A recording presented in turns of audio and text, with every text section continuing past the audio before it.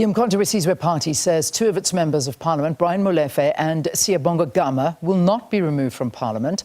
The former Transnet executives and their co-accused, Anoj Singh and Thamsanqa Jiyane, were released on 50,000 rand bail each by the Palm Ridge Specialised Commercial Crimes Court in Ekurhuleni, Gauteng, yesterday. Now, they face 18 charges, including fraud, corruption, contravention of the Public Finance Management Act and contravention of the Companies Act in relation to the 93 million rand locomotive procurement tender. The group was also arrested back in 2022 on a related but separate matter that's yet to be heard, apparently next year. The matter also took centre stage at the Commission of Inquiry into State Capture, where the executives were implicated.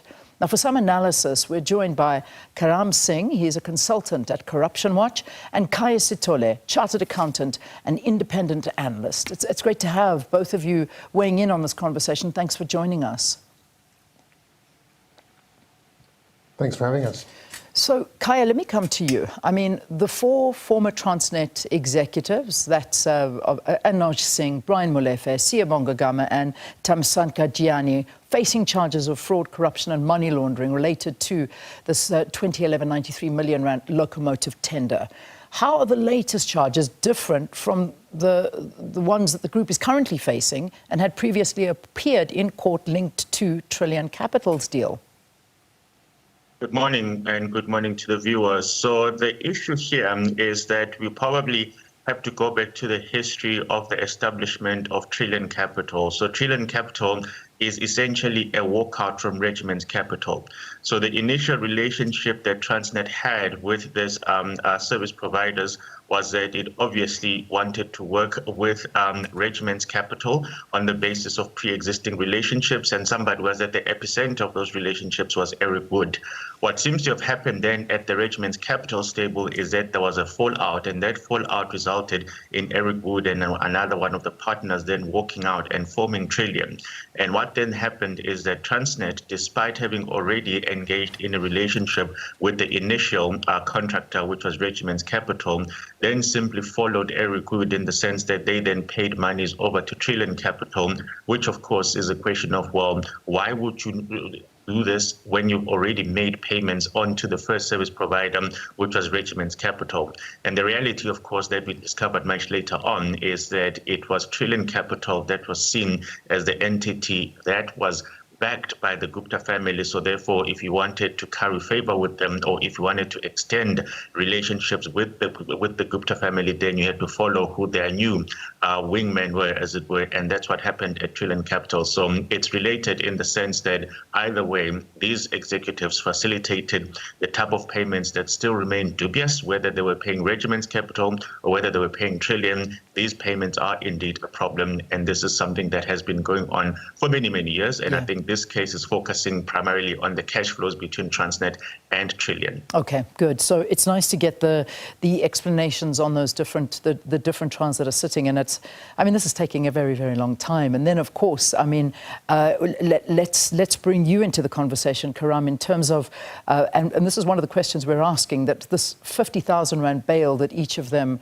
have gotten. I mean, is this appropriate? Is this an appropriate response, or does this once again question justice in high-profile financial crimes and the different levels and how people are treated differently? I mean, people could sit waiting in jail for quite some time to get a bail hearing, and yet 50,000 and they're out. Yeah, I can see why there could be some frustration that that's you know, not such a high amount necessarily. You know, we do have very stringent laws in the country that protect the rights of criminally accused. The right to bail is a fundamental right that criminally accused have, and I suppose the determination on it relates to whether the criminally accused are flight risks for any reason, the seriousness of the offenses. But I could understand some frustration in some quarters to say that it's a relatively low bail, and that for these complex, high-value corruption matters, that the state should be making a stronger statement in terms of the bail amounts that are put out there. But I think it's primarily a side issue. I think, as Khaya said, I think what we really want to see now is that the trials proceed in a swift and orderly way, and that there aren't any other kinds of undue delays that we've seen, any Stalingrad tactics, for instance, used by the accused in any of these in these cases. History tells us that's exactly what does happen, is that we see the fanfare, they go, they appear, they get bail, and then we sit, and they keep getting delayed and delayed and delayed, even though, for instance, some of them, particularly Brian Molefe, has been described as, in the state capture report, as basically the center of state capture and one of the architects of state capture, and yet we're still languishing on this. Karam, I just want you to comment on that. The old saying, it's justice delayed is justice denied. We had 4 years of hearings at the Zondo Commission, additional years in terms of the production of the report. The events that we're talking about are now, close to over a decade old. So it is a concern that these cases move very slowly. It's a concern that that we don't have sufficient resources supporting the judicial system.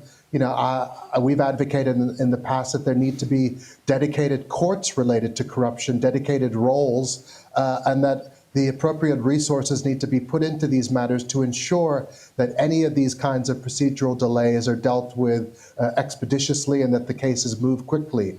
That's really what the promise of our criminal justice system should be, that cases are expedited. But as we know, the criminal justice system was captured, and both the prosecution services, the investigations, and the actual court processes take much longer than I think most of us feel comfortable with. Yeah, very much so. Now, Khaya, let me come to you, because as much as we look at the legal system and the problem with regard to the courts and the justice system, what about governance? Parliament, I want to bring this into question. What do we say about Parliament when we've got 2 sitting MPs who are facing 18 charges each, and their party, the MK party, refuses to suspend or remove them? What are the implications for accountability in this?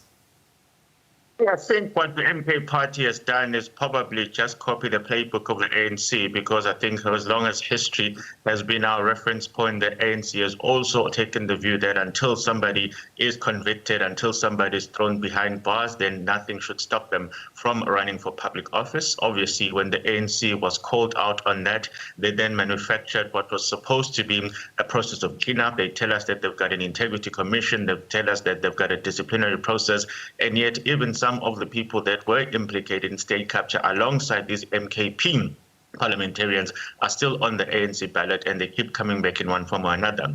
So when it comes to the MKP, what makes it particularly different is that even at the point in time when these MPs came into parliament, they were already actually on trial. I think they were already out on bail in relation to the first case that you mentioned out there. So clearly the MK party has taken the view that until there is a conviction, then there's no basis for preventing what they believe are their best brains out there from participating in public in public processes.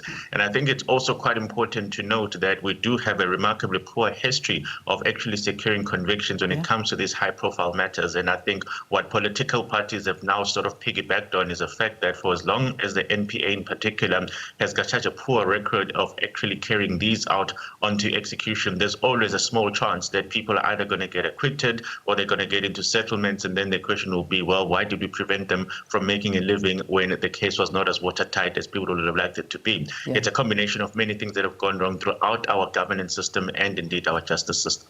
It's almost, and Karam, if you'd like to comment on this, I mean, let's talk about the MK party leader, former President Jacob Zuma, and this all happened under his rule. I mean, doesn't this ongoing influence over state capture implicated individuals, and the fact that he can still shape parliamentary seats and decisions, doesn't this say a lot, and not in a good way, about the resilience and fragility of South Africa's democracy?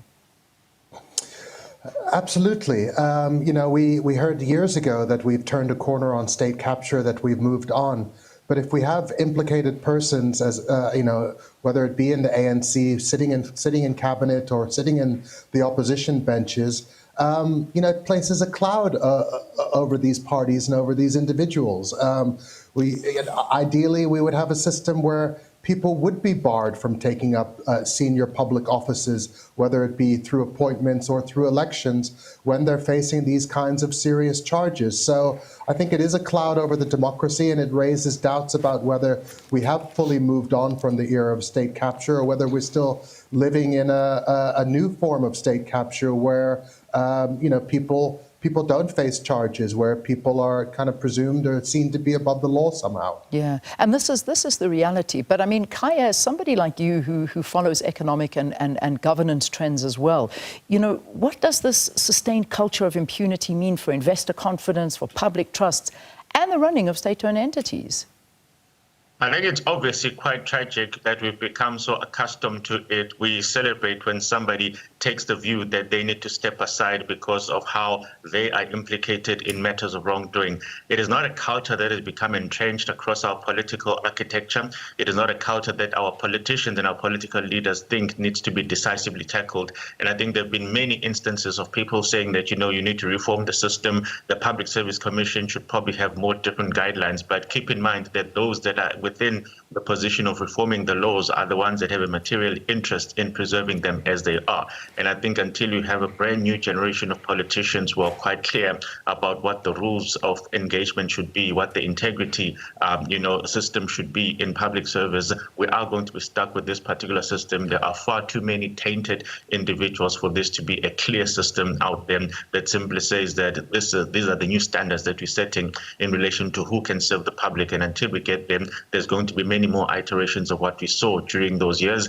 And I think even now parts of it are seen creeping in. You saw the question around the SETA board appointments, and people are saying, well, are we appointing politicians? Are we appointing people who know how to run institutions? And that still hasn't ended, because now it's a back and forth about the political problem rather than the question of who are the best people to lead these institutions. It's unfortunately something that is so entrenched in our political system. We're stuck with it for many years. Yeah, indeed. And it seems that it's just not getting better and not moving fast enough. I mean, Karam, in terms of other charges, do we see other charges being added to this particular, to this case?